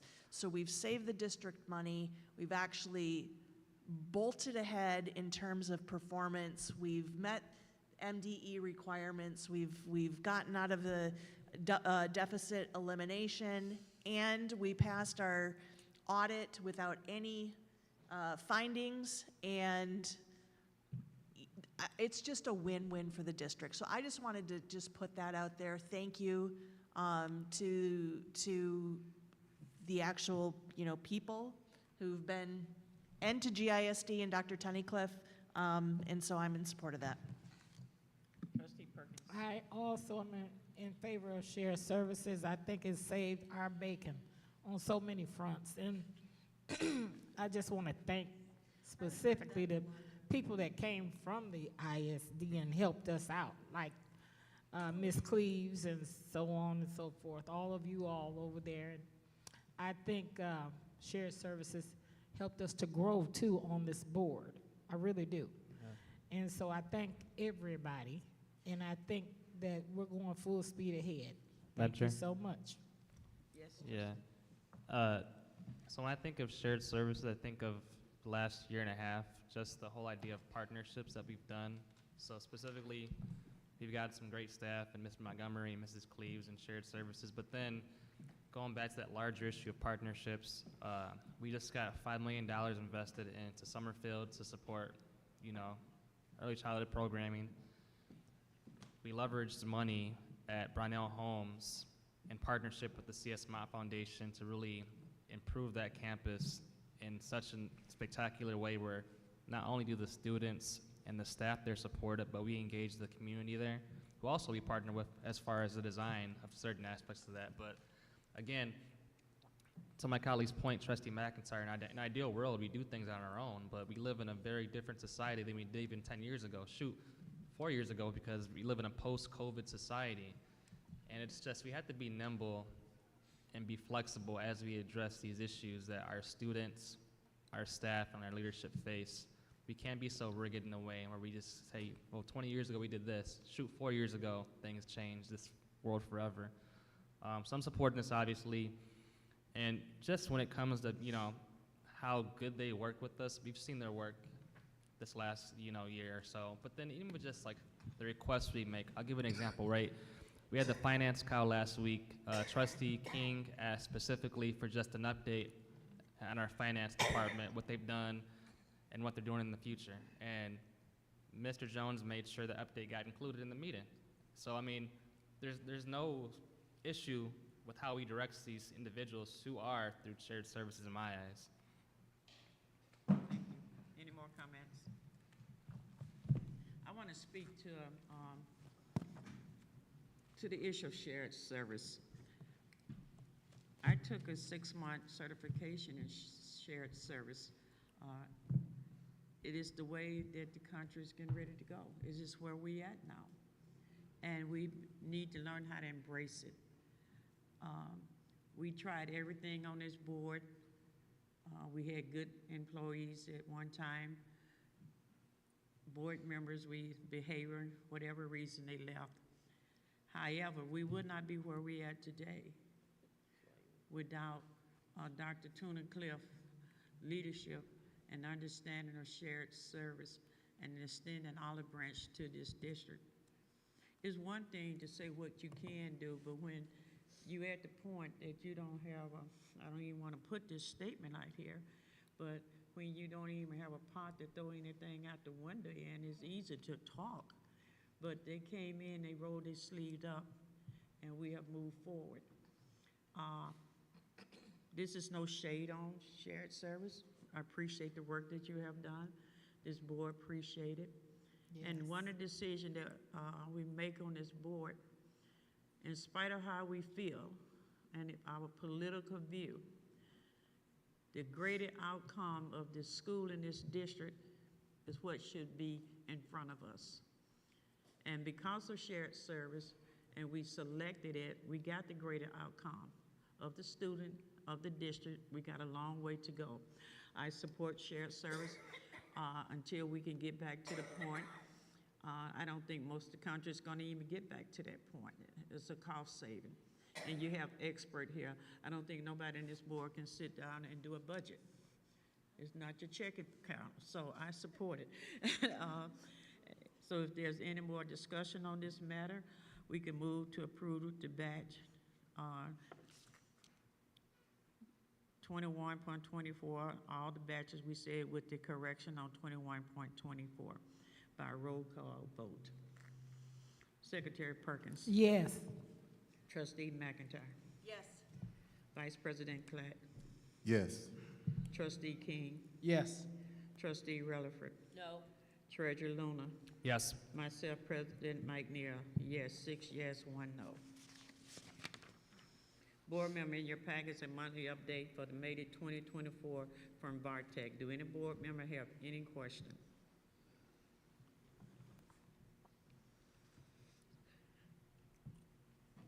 Seeing no further question, we'll go down to board members and remarks. Do any board member have any comments before we adjourn? Madam Chair. Yes. All right, a couple comments. First off, thank you to Mrs. Beer for making these guides for us when it comes to motions. I used one earlier, so thank you for that. Second, I forget the gentleman's name, but he spoke about parks. I didn't know which park he mentioned. Is it Potter Park? Okay. Well, I didn't have that context, but I will say this, though. When we demolished Washington last fall, it's just like now it's a big greenfield now. I know for a fact that there's nonprofits who would help build a park at little to no cost to the district, so I think that's worth looking into. And on that same note, as Mr. Custer mentioned earlier, the city is going through a 10-year master plan update. We have 403 acres of vacant property, not including the existing properties where our students go to school at, so I think we should try to get more folks from the district to go to those meetings. And then, finally, and I know it's a broken record, but I live next to an abandoned school, so I know how it feels to walk past it, to live by one. It's tough. I mean, just the appearance of how it looks, the public safety issue, whether it be shootings, drug activity, or just loitering, it is an issue. But I will say this too, I see a lot of work, even I saw it today. This board, well, really this district, is doing some things that may not be present to the public's eye, but we're working to address this blight, both in a reactive way when it comes to demolishing properties, but also in a way that's proactive when it comes to being a good neighbor and helping to develop the city for, the existing and future generations. And I just go back to the whole issue we had with teacher compensation earlier this year. Although it was frustrating, this board, for the most part, didn't speak too much about that for those 3 months or so, but we resolved it together with the administration and the UTF and others. So just because we don't say at the board table doesn't mean we're not working on it. We are working on it. I wish it was faster, but I do see the progress every week. So those are my comments. Thank you. Thank you. Are there any more comments from the board? Yes, Claudia? I just wanted to say that the board was really on point, and the superintendent and the president did an outstanding job at the graduation. And we had 122 graduates. And so we've more than doubled that. And I just thank God for all of you and your support. And the senior exit plans, Trustee King and I sat through all of them. And it was really inspirational to see, and to see the growth in the children that did their exit plans and how well executed they did those. And I can't think of the lady's name, what's her name? The lady over at the Southwestern. Ms. Chandra. That's her. I just can't never say her name, but anyway, kudos to her because she did an excellent job. Her and, what's the guy who was with us? Madam Chair. I forgot, he's a college advisor. Yeah. Over there. I forgot his name. He's Anyway. a AmeriCorps worker at Southwestern. And the lady from the TV station. But anyway, it was just successful. And I want to thank Sister Bridget for when we had the vendors. She was just on point when we had the vendors during the time of the 10-year anniversary for the water crisis. And that's all I got. Okay, thank you. Trustee Relaford? First of all, I want to say, Chandra, please, I appreciate you. I really appreciate you. And I was just informed that one of our scholars won the Bill and Melinda Gates Award. I'll just allow the superintendent at his leisure to talk about that in details. But it's just important that our students get recognized. I think his parents should be recognized also. And I would ask this board to create Flint Board of Education Award for our outstanding senior so that they can receive some type of recognition so that when a student receives that type of a scholarship, that's exemplary, and that deserves applaud and recognition. So I just ask this board to really be student-focused at all times and make sure that our students are prepared to meet what this world gives them. I don't care about numbers, I care about quality, and that's very important as it relates to Flint schools. I'm a product of Flint schools. I received a quality education where I can go anywhere and flourish. And that's because there was a standard and an expectation for me to learn every day when I went to school. So I just wanted to make sure that it's about providing a quality education for our students. Thank you. Mr. Clark? Thank you, Madam Chair. I would like to congratulate all 122 scholars that graduated from Southwestern and ALA last week. I also would like to give a special shout to the graduates from Home STEM Academy that graduated on yesterday. There was almost 100 of them, I think. I think there was almost 100, not sure, close to 100 of them. Also, Mr. Jones, President McNeil, Ms. Moore, Ms. Patton, Ms. Fields, and everyone that has something to do with both the ceremonies and the board. You know, I just want to give a shout out. I'm extremely proud of everybody at the district. That's pretty much all I wanted to say. I'm just happy that, you know, those scholars graduated at Holmes. I was really proud to see all of those people walk, and the ones from at the Whiting last week. That's all I wanted to say. Thank you. Trustee King? Madam Chair, I had the privilege to attend the outrageous celebration for our staff that the Education Foundation, help me out with the name again, Mr. Education Foundation for Flint Community Schools. They highlighted staff members. I want to be able to call their name out and actually tell you what award they won. We started out with Crystal Diaz. She had obtained the Leadership Award.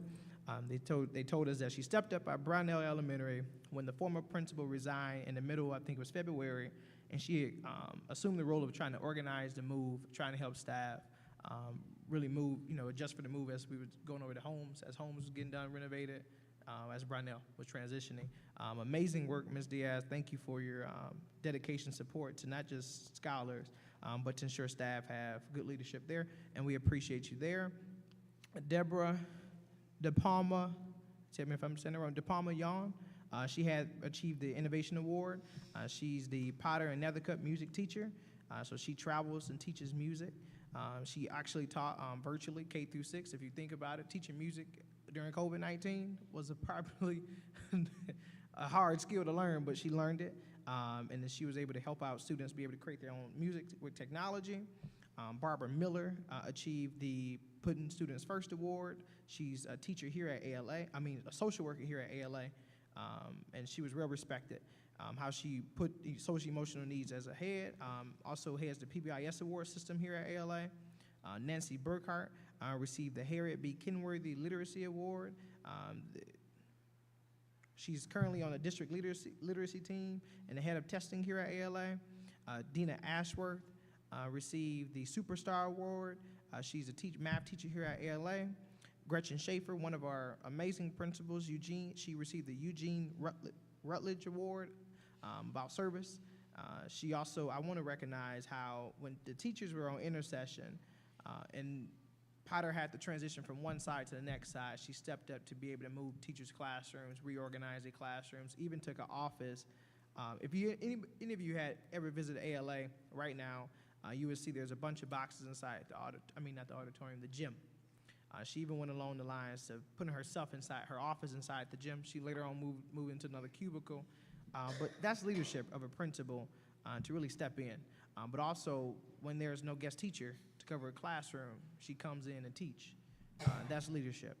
Ms. Schaefer, we appreciate you being here, and she's a principal at Potter, if I didn't mention that. Dorothea Pritchett, she received the Dolores Ennis Lifetime Achievement Award. She was guest teacher here for 38 years, and 12 years, 38 years. And amazingly, I had thought about it, she was one of my guest teachers, and one thing she had expectation of us inside the classroom was excellence in education, make sure education was at. Joe Eufinger is on the board of the Education Foundation, but he received the Distinguished Retiree Award. He had 39 years of service as a head football coach at Central with 188 wins, former Central High School. So I want to be able to recognize those staff members. I want us to clap for those staff members. And you know me, I like to celebrate people. Today was the parent celebration. Brownell STEM Academy Parent of the Year was Sean Mosley. Dora Ryder, Parent of the Year was Ashley McWarther. Durant Terry Mott Elementary School Parent of the Year was Chad Schlosser. Flint Southwestern Parent of the Year was Jeanette Edwards. That's our Brownell Homes Neighborhood Association President. Freeman Elementary nominated the Parent of the Year for D.R. Riley Houston. Holmes nominated Marvin Patty. Pierce chose Alicia Farmer. Potter chose Thomas Breeden. Nethercutt chose Skylar Camp as their Parent of the Years. We were missing 2 schools. Hopefully next year we have those 2 schools' parents honored. Our parents are what make this district a district. Without our parents actually stepping in inside the schools, it's amazing. I appreciate the parents for that. I'm glad we was able to celebrate. Also, I do concur with my colleague, Treasurer Luna. I think the school district need to be involved inside the comprehensive plan of the city of Flint. Now, if you think back to the last, as we formerly call master plan, they changed it to comprehensive plan. I think it's important for our school district to be involved in that because last master plan, quote unquote, we were left out or we didn't join. I think it's important for us to be at that table as we think about the long term of Flint, the new investments that's coming in, the education. Flint can't succeed without a strong education system. Our Flint community schools cannot succeed without a strong, viable city. And I would encourage our colleagues, whether we designate somebody to go to those meetings, speak on behalf, whatever we would like to do. I would like for us to do that. I also want to announce our superintendent received a highly effective rating on his evaluation yesterday, and we appreciate his hard work, and I want to make sure we give you credit. That is enormous. Superintendents has been through this district. We have 8 and 16 years, a lot, and we appreciate you, Mr. Jones. I do, and I want that to be on the record that Mr. Jones received a highly effective rating from this Board of Education last night, and we appreciate the work that you're doing. We appreciate your work that you will do. Let's get it done. As you told the kids, go get it. Okay. Thank you so much, Trustee King, for doing that work of going through that list and acknowledging and recognizing all of the awards. I really appreciate that. I think that that's really important to do. And I do want to also extend my congratulations to the class of 2024. I'm so excited that we have doubled our numbers. We're really working hard, and you can see it. You can see the excitement growing. Thank you to Superintendent Jones, highly effective Superintendent Jones. We've come so far. We've got so far to go, but I'm starting to feel hope for the first time, a glimmer, right? Because we still have a lot of obstacles. And in the spirit of talking about obstacles, I want to extend a challenge to the community and to the city of Flint to, and how do I put this? I'm alarmed at the divisive rhetoric that is being generated by different interests about blight and safety. They're dog whistles, it's harmful rhetoric, it's false information. Blight does not create problems. Blight is a result of inequity, disenfranchisement, and systemic imbalances in our society. So the blight isn't the problem. The blight comes out of the problems that we are facing and we have had thrown at us. I've mentioned before the $450 billion structural deficit that we've been positioned in. And the 122 graduates this year, the remarkable work of Superintendent Jones, the fantastic partnership with Superintendent Tunnicliffe of GISD and Ms. Montgomery and Ms. Cleaves' dedication, even if you're, not, you are one of us. You're part of our team, right? But I want to challenge the community because I see people coming up to the Flint schools as if we're an adversive force, that they're like we're some kind of employer or we're in charge of, I don't know, meeting deliverables and metrics. We're not. We're a public school system. And we're here because we're federally and state mandated to do this work of public education. And that involves everybody. That involves the city of Flint. It involves our faith partners. It involves our philanthropic partners. It's not an adversarial relationship. It has to be a partnership. And so I'm dismayed when I see people coming up and saying, you're horrible for the blight. The blight isn't the schools, it is the community. If you don't like the blight, it's not like the schools have the, it's your fault and you're responsible and you need to do this. It involves a village. Come help us clean it up. Come help us. You're part of the schools. It's not us versus them. It should be a collaborative, cooperative effort. And I want to make one thing, as Trustee Luna likes to say, perfectly clear. I want to make one thing perfectly clear about Trustee McIntyre, and that is I'm committed to public schools. I'm committed to the democratic process, and our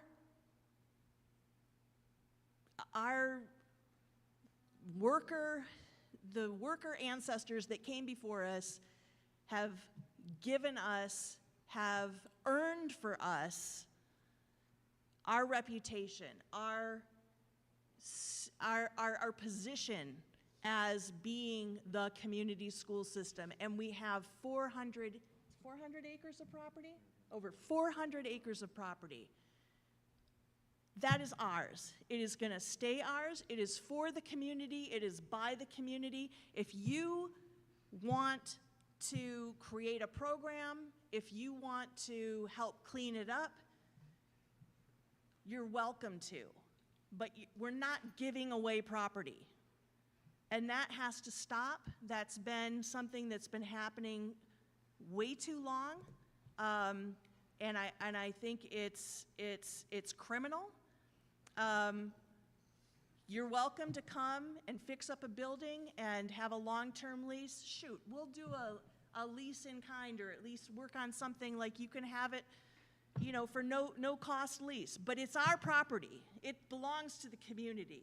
It's not going to be given away to the foundations. It's not going to be given away to LLCs and the nonprofit industrial complex, not as long as I have something to say about it. It belongs to us.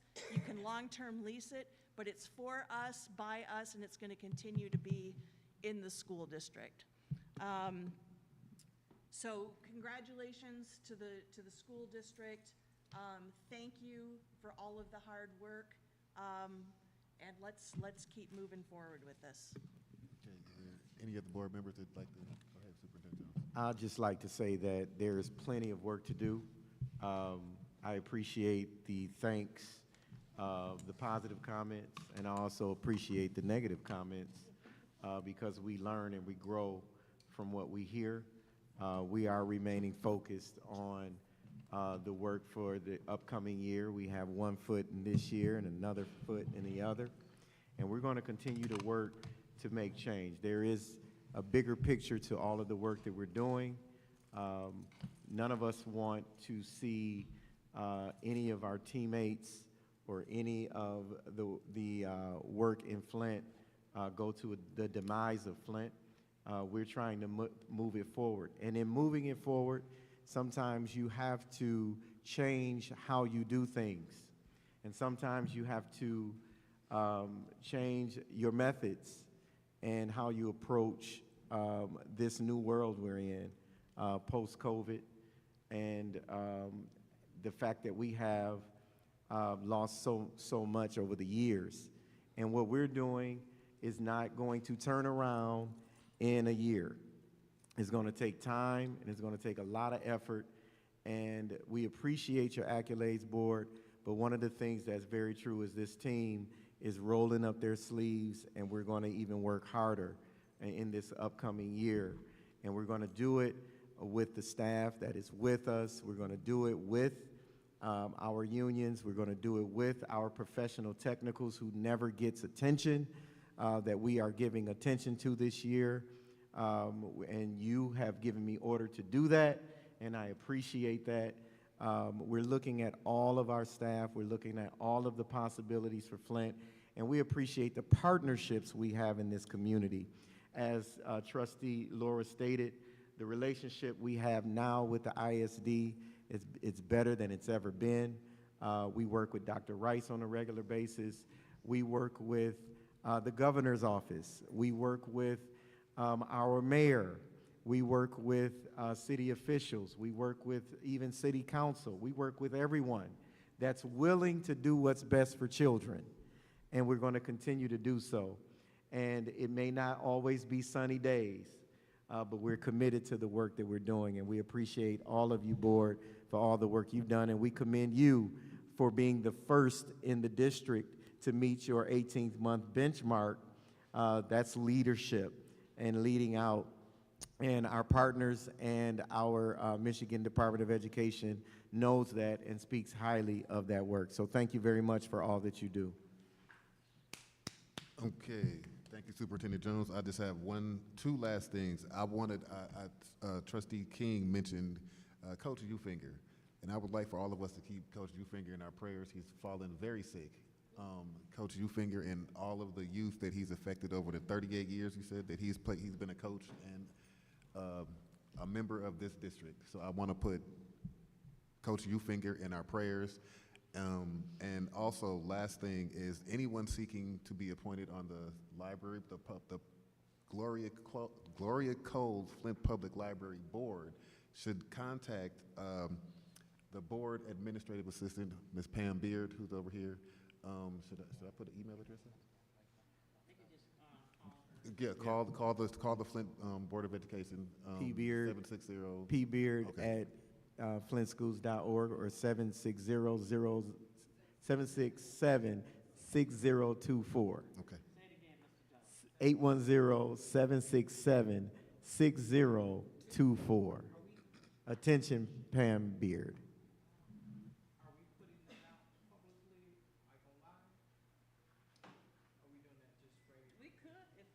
We could. I'll meet with the team and we'll get it out in the appropriate way. Yes, sir. Okay, seeing there's no more statements, the Board of Education will hold its annual budget hearing at the Accelerated Learning Academy on Tuesday, June 18th at 5:30 p.m. with the regular board meeting immediately following the budget hearing. Seeing no further business, I declare this board meeting, Committee of the Whole, adjourned at 9:05 p.m.